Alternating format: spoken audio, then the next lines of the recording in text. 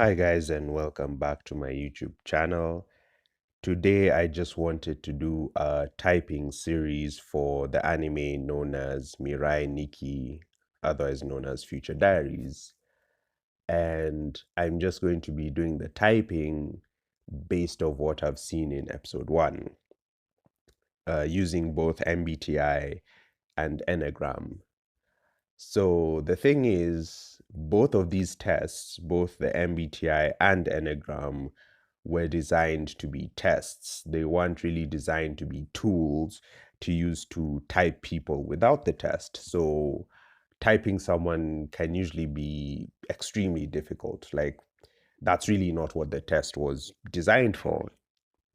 Uh, a good example is Ben Shapiro. Like, anyone who knows MBTI will tell you that Ben Shapiro is an ENTP hands down. However, he did take the test and it was found out that he was INTJ. I'm not sure which test he took, but I know it wasn't the human matrix one.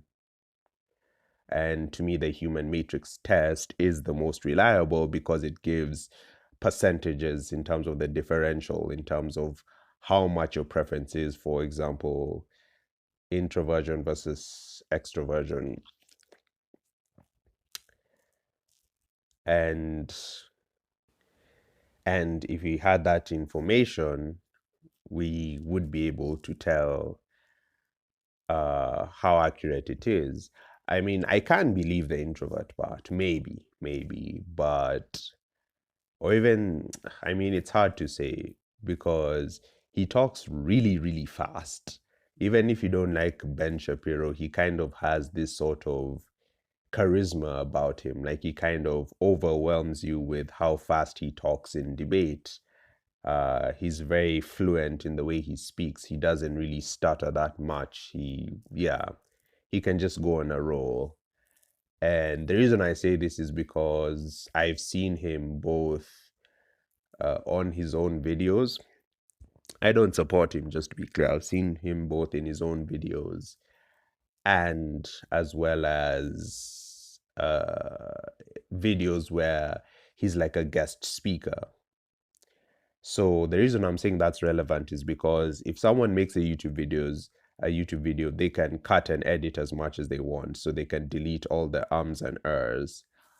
I'm just too lazy to do that for now. But if it's a video where they're speaking in public and someone else has taken the video, then they're not gonna be able to edit it. So take, for example,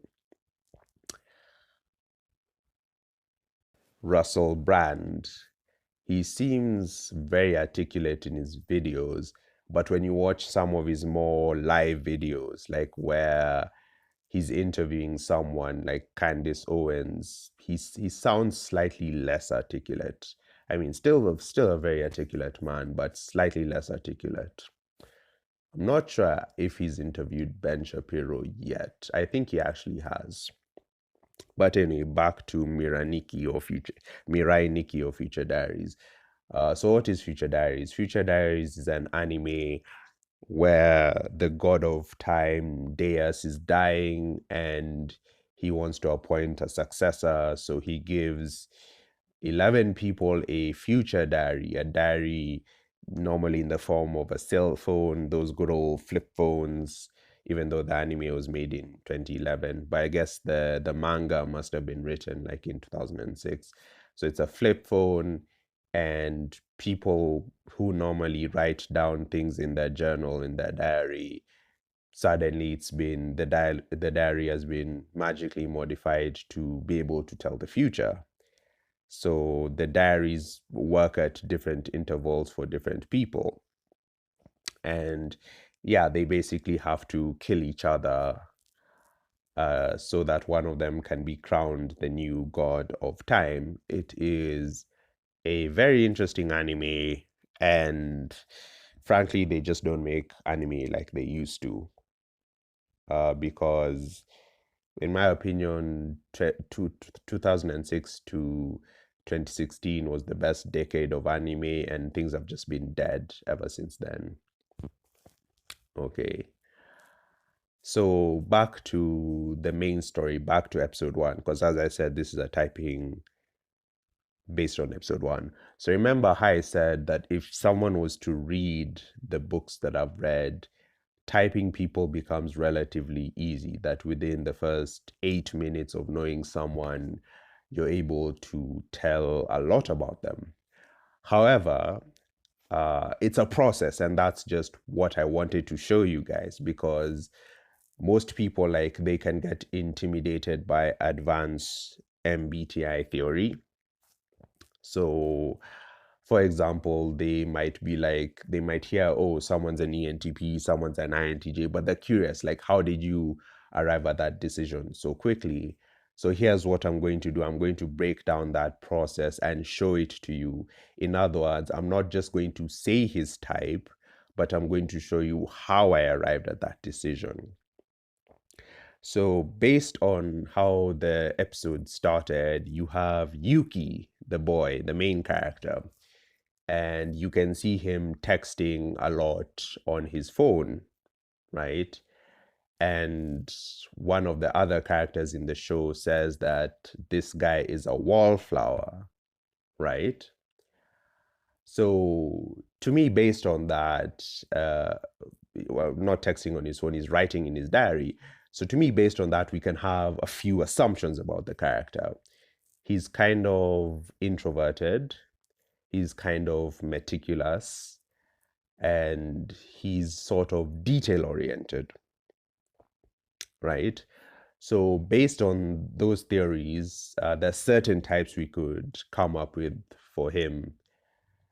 So for example, we could either say he's um, INFJ, for example, or okay, the reason I say is INFJ, I sort of know more about the story. Like I have watched more of the anime, but just based on the beginning, we could say that he's INFJ or INFP.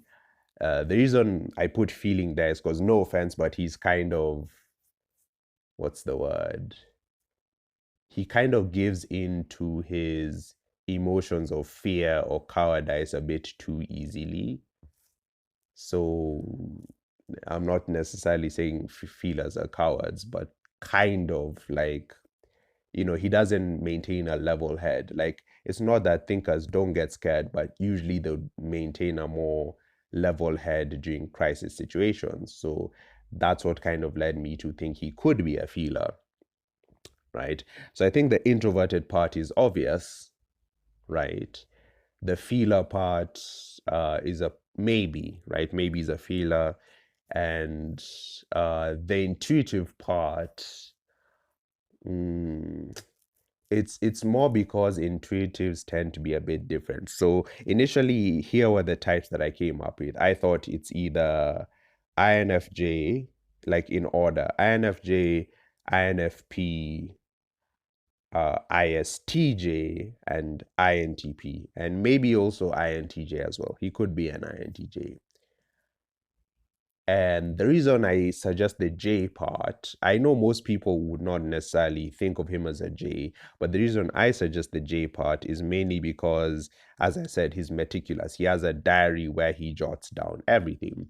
So this could either be just because he's a nerd or just because he's organized. Because I think judges are more of the type of people who like to organize everything, like have schedules and timetables always written down and organized. Perceivers on the other hand, not so much. So why I thought ISTJ as well is because, again, he likes to write down things a lot. And he said that he thought of himself more as an observer, right? So in terms of the observers, you could say introverted perceivers are normally observers. So either like IJs, so INFJs, ISTJs, ISFJs, and INTJs.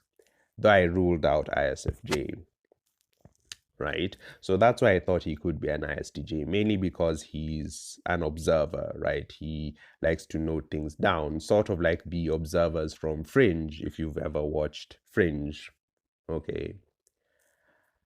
And yeah, that's basically what I've come up with so far. Enneagram wise, I think he could be a 5, right? Because again, fives are seen as being the smart people, though they're also seen as not necessarily being that physically intimidating, right?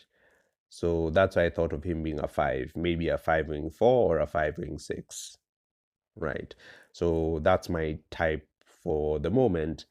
I think that most anime protagonists are usually INFPs. But yeah, the only reason I'd say J is because he notes down all of his thoughts and uh he tends to be more of an observer, right? And also his fascination with the god of time, having imaginary friends, because I think NE users would see possibilities in the real world, but NI users are more symbolic and have that internal vivid imagination. It's about what goes on inside their head.